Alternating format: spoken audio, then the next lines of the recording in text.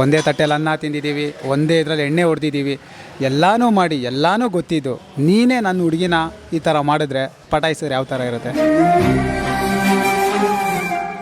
Bro? ಈ ಜೊತೇಲಿದ್ದ friend ಈ ಥರ ಮೋಸ ಮಾಡಿಬಿಟ್ರೆ ಹೇಗಿರುತ್ತೆ ಆ ಫೀಲು? ತಿನ್ನೋ ತಟ್ಟೆ ಗುಚ್ಚೋ ಯಾವ ಥರ ಇರುತ್ತೆ ಅಷ್ಟೇ ಬ್ರೋ. ನಿಮ್ಮ ಪ್ರಕಾರ ಒಂದು ವರ್ಡಲ್ಲಿ ಫ್ರೆಂಡ್ಸ್ ಅಂದರೆ ಏನು ಬ್ರೋ? ಫ್ರೆಂಡ್ಸ್ ಅಂದರೆ ಎಲ್ಲ ಹಂಗಂತ ಹೇಳ್ಬಿಟ್ಟು ಎಲ್ಲ ಹುಡುಗರು ಎಲ್ಲ ಫ್ರೆಂಡ್ಸ್ ಬಗ್ಗೆನೂ ಹೇಳೋಕ್ಕಾಗಲ್ಲ. ಕೆಲವೊಬ್ಬರು ಇರ್ತಾರೆ ಅವ್ರು ಯಾವ ಥರ? ಇವಾಗ ನಾನು ಇಷ್ಟಪಡ್ತಿರ್ತೀನಿ ಹುಡುಗಿನ, ನಾನು ಇಷ್ಟಪಡೋ ಹುಡುಗಿ ನಾನು ಗೊತ್ತಿರುತ್ತೆ ನಿಮಗೆ. ನೀನು ಮತ್ತೆ ಅದೇ ಹುಡುಗಿನ ಲವ್ ಮಾಡಿದ್ರೆ ನನ್ನ ಫ್ರೆಂಡು ಅನ್ನೋ ಒಂದು ಸ್ವಲ್ಪ ನಿಯತ್ ಅನ್ನೋದಿದ್ರೆ ಅವನಿಲ್ಲ ನನ್ನ ತಂಗಿ ಥರ ಅಂತ ನೋಡ್ಕೋತಾನೆ.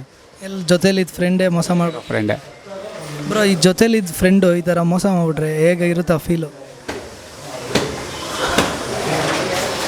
ತಿನ್ನೋ ತಟ್ಟೆ ಗುಚ್ಚೋ ಯಾವ ಥರ ಇರುತ್ತೆ ಅಷ್ಟೇ ಬ್ರೋ. ಬ್ರೋ, ಆ ಥರ ಮಾಡೋರಿಗೆ ಏನು ಹೇಳೋಕ್ಕೆ ಇಷ್ಟಪಡ್ತೀರಾ? ಮತ್ತು ನಿಮ್ಮ ಫ್ರೆಂಡಿಗೆ ಈ ವಿಡಿಯೋಯಿಂದ ಏನು ಹೇಳೋಕ್ಕೆ ಇಷ್ಟಪಡ್ತೀರಾ?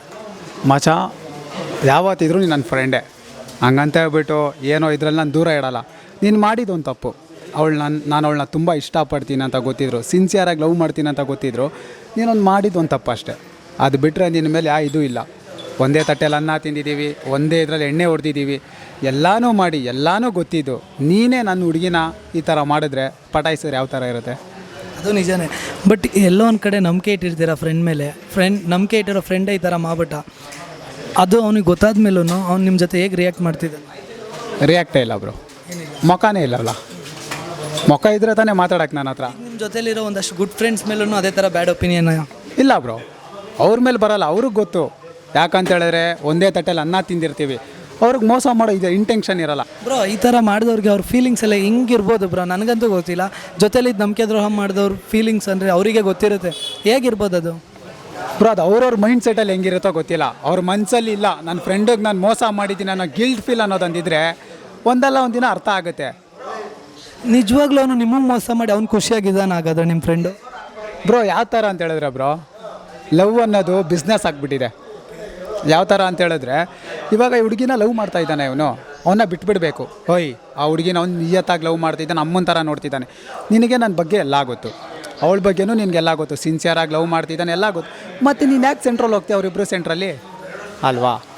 ಸುಮ್ಮನೆ ಹೋಗ್ಬಿಟ್ಟು ಅವರಿಬ್ಬರು ರಿಲೇಷನ್ಶಿಪ್ ಹಾಳು ಮಾಡಿದ್ರೆ ಒಂದು ರಿಲೇಷನ್ಶಿಪ್ ಹಾಳಾಗಲ್ಲ, ನಿಂದು ಹಾಳಾಗುತ್ತೆ ಅಂತ ಅವ್ನಿಗೆ ಯೋಚನೆ ಇದ್ದಿದ್ರೆ ಅವ್ನಿಗೆ ಕೆಲಸನೇ ಮಾಡ್ತಿರ್ಲಿಲ್ಲ ಬ್ರೋ. ಈಗ ಎಷ್ಟೊಂದು ಜನ ಈ ಥರ ಎಲ್ಲ ಆದಮೇಲೆ ಒಂದಷ್ಟು ಜನ ಮೈಂಡ್ ಸೆಟ್ ಚೇಂಜ್ ಮಾಡಿಕೊಂಡು ಕುಡಿಯೋದು ಅದು ಇದೆಲ್ಲ ಮಾಡ್ತಾರೆ. ನೀವು ಇಷ್ಟು ಪೀಸ್ ಆಗಿದ್ದೀರಲ್ಲ, ಏನು ರೀಸನ್? ಬ್ರೋ, ಕುಡಿಯೋಕ್ಕೆ ತುಂಬ ಕಾರಣ ಹುಡುಕ್ಬೋದು. ನನಗೂ ಒಂದು ಲೈಫ್ ಇದೆ, ಮನೇಲಿ ಅಪ್ಪ ಅಮ್ಮ ತಂಗಿ ಎಲ್ಲ ಇರ್ತಾರಲ್ವ, ನಾನು ಅವ್ರ ಬಗ್ಗೆನೂ ನೋಡಬೇಕಲ್ವಾ. ಒಬ್ಳು ಬಿಟ್ಟೋದ್ಲು ಅಂತ ಹೇಳ್ಬಿಟ್ಟು ನಾವು ಅವಳನ್ನ ದ್ವೇಷಿಸ್ಬಾರ್ದು. ಏನು ಕುಡಿದ್ರೆ ಏನಾಗ್ಬಿಡುತ್ತೆ? ಕುಡ್ದಿದ ತಕ್ಷಣ ಅವ್ರು ವಾಪಸ್ ಬಂದುಬಿಡ್ತಾರಾ? ಬಟ್ ಎಲ್ಲ ಒಂದು ಕಡೆ ಕುಡ್ದಾಗಲೇ ನಿಜವಾಗ್ಲೂ ಜಾಸ್ತಿ ಜ್ಞಾಪಕ ಆಗ್ತಾರೆ ಅನ್ಸುತ್ತೆ ಬ್ರೋ. ಕುಡಿದ್ರೆ ಏನಾಗುತ್ತೆ ಅಂತ ಹೇಳಿದ್ರೆ ಕೆಲವೊಬ್ಬರಿಗೆ ಮೆಮೊರೀಸು ಬರ್ತಾನೆ ರೀಕಾಲ್ ಆಗ್ತಿರುತ್ತೆ. ಇನ್ನೊಂದು ಏನಂತ ಹೇಳಿದ್ರೆ ನಿದ್ದೆ ಬರುತ್ತೆ. ಏನು ಗೊತ್ತಾ, ಇವಾಗ ಇದೇ ಥರ ನಾನು ಪ್ರೆಸೆಂಟ್ ಹೋಗಿ ಮಲ್ಕೊಂಡ್ರೆ ಅವ್ರ ಬಗ್ಗೆ ತುಂಬ ಯೋಚನೆ ಮಾಡ್ತೀನಿ, ನಿದ್ದೆ ಬರೋಲ್ಲ. ಅದೇ ನಾವು ಕುಡಿದ್ಬಿಟ್ಟು ಹೋಗಿ ಯೋಚನೆ ಮಾಡಿದ್ರೆ ಮೆಮೊರೀಸ್ ರೀಕಾಲ್ ಆಗ್ತಾನೇ ಇರುತ್ತೆ.